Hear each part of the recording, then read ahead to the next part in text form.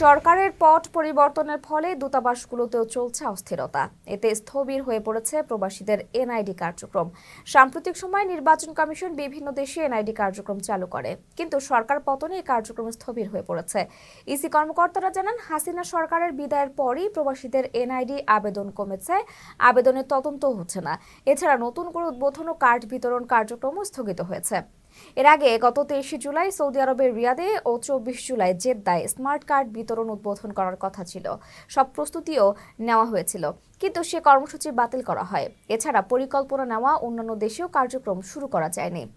EC কর্মকর্তারা জানিয়েছেন, বর্তমানে সংযুক্ত আরব আমিরাত, যুক্তরাজ্য, ইতালি, কুয়েত, কাতার, সৌদি আরব ও মালয়েশিয়ায় প্রবাসী বাংলাদেশিদের ভোটার হিসেবে নিবন্ধন কার্যক্রম শুরু হয়েছে। ইতোমধ্যে সংযুক্ত আরব আমিরাত, ইতালি, কুয়েত, কাতার, যুক্তরাজ্য ও মালয়েশিয়ায় স্মার্ট কার্ড বিতরণ উদ্বোধন হয়েছে।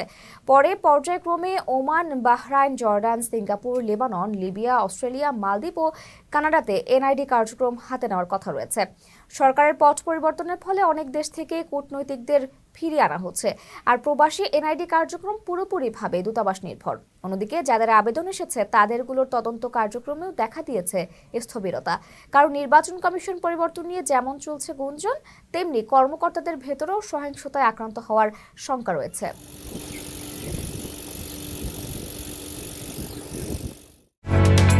ওমানের সেরা রেট দিচ্ছে বাংলাদেশি প্রতিষ্ঠান গালফ এক্সচেঞ্জ।